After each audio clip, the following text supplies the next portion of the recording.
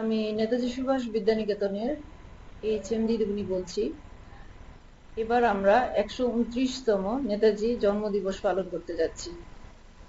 নেতাজি জন্মদিবসকে কেন্দ্র করে যে বর্ণাঢ্য অনুষ্ঠান আয়োজিত হয় সেটা সরকারিভাবে হয়। সমস্ত রাস্তা দিয়ে আমাদের বাচ্চারা প্রসেশনে বেরোয় এবং সেই ক্ষেত্রে কেউ কেউ নাচ গান করে, কেউ কোনো দৃশ্য দেখায়, কেউ বিভিন্ন থিম তারা রেডি করেছে। কেমন 3 থেকে সেটা শুরু হয় এবং থাকে একাদশ শ্রেণী পর্যন্ত। আমাদের দুটো ক্লাস, বিশেষ করে যারা ক্যান্ডিডেট 10 এবং 12, এই দুটো দ্বাদশ শ্রেণী এবং দশম শ্রেণী, তারা যেহেতু ক্যান্ডিডেট তাদের কোনো ধরনের প্রসেশনের মধ্যে উল্লেখযোগ্য কোনো প্র্যাকটিস বা রিহার্সাল এগুলি থাকে না। কিন্তু যেহেতু ক্লাস 10, সুতরাং মেয়েরা শঙ্খ বাহিনীতে যায় এবং তার জন্য তারা শঙ্খ নিয়ে সুন্দর করে সেজেগুজে তারা বের হয়। আর ছেলেদের ক্ষেত্রে দ্বাদশ শ্রেণীর বালক বালিকা এবং দশম শ্রেণীর বালক, এই তিনটা গ্রুপ আমাদের ভলেন্টিয়ার বা স্বেচ্ছাসেবক বাহিনীতে আছে। এদের কাজ অন্য সময় কোনো দরকার নেই, রিহার্সাল করার কিছু প্রয়োজন নেই। কিন্তু ওই দিন নেতাজি বার্থডেকে কেন্দ্র করে তারা ওয়েল ফার্নিশ হয়ে আসবে এবং ড্রেস আপ হয়ে তারা সমস্ত রাস্তা ঘুরে বেড়াবে এবং ডিসিপ্লিন লক্ষ্য করবে, আর বাচ্চাদের যদি জল লাগে তার ব্যবস্থা করবে। আমরা আরক্ষা দপ্তরের কাছে সাহায্য চেয়েছি, সেই অনুযায়ী ওনারা সাহায্যের হাত বাড়িয়ে দিয়েছেন। আমরা আশা করছি ওনারা আমাদের বিদ্যানিকেতনের একটু ডিসিপ্লিনের ব্যাপারটা একটু দেখবেন, কারণ এই বর্ণাঢ্য অনুষ্ঠানকে কেন্দ্র করে যেটা হয় সেটা হচ্ছে প্রচন্ড একটা জনগণের একটা বিশাল সমাবেশ, হয়তো সেই সমাবেশটাকে কেন্দ্র করে শৃঙ্খলা ভঙ্গ হয়ে যায় অনেক সময়। আমাদের বিদ্যানিকেতনের শিক্ষক শিক্ষিকা যারা আছেন আপ্রাণ চেষ্টা করেও সেটা মেনটেন করা যায় না, সেই জন্য আমরা ভলেন্টিয়ারও রেখেছি। কিন্তু অনেক সময় হয় কি, বাচ্চাদের কথা শুনতে চায় না, হ্যাঁ, প্যারেন্টসরা। তো সেই ক্ষেত্রে প্যারেন্টসও আমাদের, স্টুডেন্টসও আমাদের, সমস্ত কিছুই আমাদের। সুতরাং আমরা ওইভাবেই জিনিসটাকে নেই। তবুও যদি আমাদের ডিসিপ্লিনটা রক্ষা করার ব্যাপারে আরক্ষা দপ্তর আরেকটু এগিয়ে আসে ইন্টারনাল দিকে, আমার মনে হয় ভালো হয় আর কি। আর এমনিতে সবকিছু ঠিক আছে। আমরা আশাবাদী আমাদের মাননীয় মুখ্যমন্ত্রী আমাদের এই অনুষ্ঠানে আসবেন এবং এটার শোভাকে আরো দ্বিগুণ তিনগুণ বাড়িয়ে দেবেন। আর এমনিতেই আমাদের প্রসেশনটা ভেতর মাঠ থেকে বেরোয় 7:30-এ এবং সেটা গিয়ে সামনের মাঠ থেকে আমাদের অনেক কিছু প্রোগ্রাম থাকে, যেমন ন্যাশনাল অ্যান্থাম থাকে, তারপরে এটার পরে আমাদের ফ্ল্যাগ হোয়েস্টিং, তারপরে এটার পরে আমাদের থাকে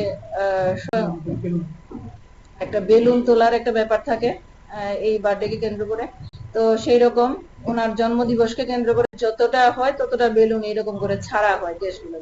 তো এইগুলি একটা খুব সুন্দর একটা অনুষ্ঠান হয়। তারপরে ন্যাশনাল অ্যান্থামটা হয়, হওয়ার পরে আমরা আমাদের যে টিএসআর এর যে ব্যান্ড, ওনারা থাকেন, ওনারা কিছু দেশাত্মবোধক গান টান করেন। ওই রকম করে প্রথম আমাদের একটা আমাদের নেতাজির প্রতিকৃতি নিয়ে ফার্স্ট যে গাড়িটা যায়, সেই গাড়িটা শকটবাহী গাড়ি হিসেবে আমরা তাকে বলে থাকি। সেই গাড়িটার মধ্যে নেতাজির একটা ছবি থাকবে। সামনে 4টি ছেলে ফ্ল্যাগকে নিয়ে অগ্রসর হবে। সেই ফ্ল্যাগ একদম আজাদিন বাহিনীর ফ্ল্যাগ। সেই ফ্ল্যাগ নিয়ে তারা যাবে। যাওয়ার পরে তারপরে আমাদের থাকছে শঙ্খ বাহিনী এবং ভিআইপিরা। এই দুজনের মধ্যে চলার পরে আমাদের থাকছে বিভিন্ন ছেলেরা ছেলেরা যারা মাধ্যমিকের যে সমস্ত ছেলেরা, সবাই তো ভলেন্টিয়ার হচ্ছে না, সেই সমস্ত ছেলেদের হাতে হাতে প্ল্যাকার্ড তুলে দেওয়া হবে। বিভিন্ন রকমের নেতাজির বাণী বহনকারী আমরা তাদের বলে থাকি, বহন করে তারা নিয়ে যাবে। তারপর থেকে আমাদের শুরু হয়ে যাবে মেইন অনুষ্ঠান। একদম 3য় শ্রেণী থেকে আমাদের স্টার্ট হচ্ছে। খুদে বাচ্চারা এই অনুষ্ঠানে অংশগ্রহণ করবে এবং এই বাচ্চারা যাবে, কেউ বা নাচ গান করে যাবে, কেউ বা হেঁটে যাবে, ওই রকম করে চলতে থাকবে। এইরকম করে করে আস্তে আস্তে আমাদের বালিকারা আসবে। 6ষ্ঠ শ্রেণীর বালিকা থেকে শুরু করে একদম একাদশ শ্রেণীর বালিকা শেষ হলে তারপর আমাদের আসবে কি বলে 6ষ্ঠ শ্রেণীর বালক থেকে একদম একাদশ শ্রেণীর বালক অব্দি আসবে।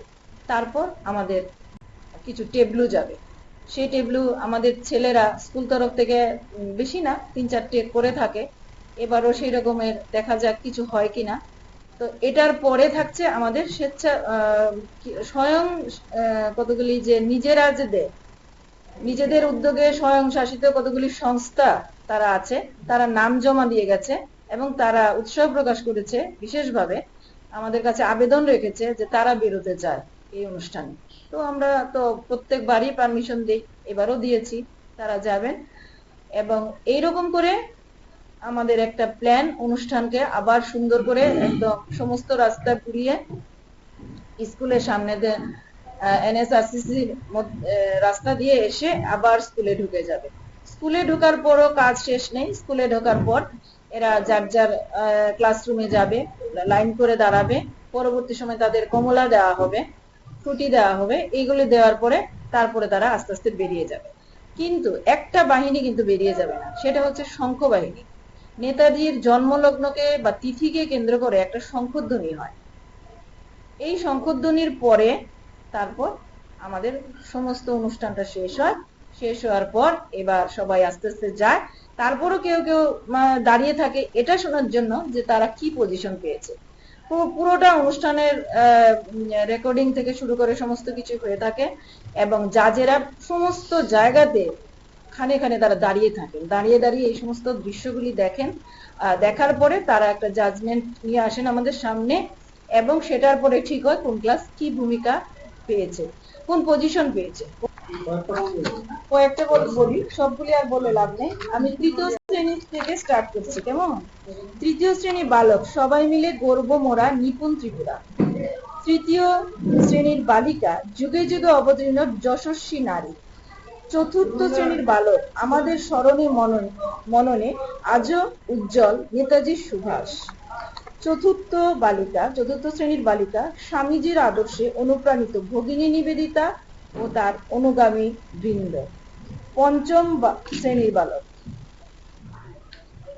এতটুকুই ঠিক আছে। এমন এইরকম একদম একাদশ শ্রেণী পর্যন্ত আছে, এক এক করে নিয়ে যাবেন।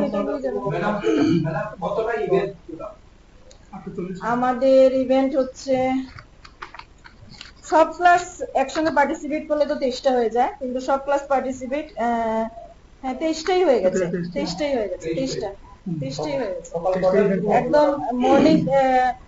নর্মালি আমাদের দুপুরেই কিন্তু আছে 23টা, ঠিক আছে। কিন্তু যেহেতু দুটো ক্লাস অনেক সময় জয়েন্ট হয়ে যায়, এইরকম করে তৃতীয় শ্রেণীর প্রাইমারি সেকশন থেকে একদম লাস্ট অব্দি আপার প্রাইমারি থেকে শুরু করে একদম নুন সেকশন অব্দি 23টা আছে।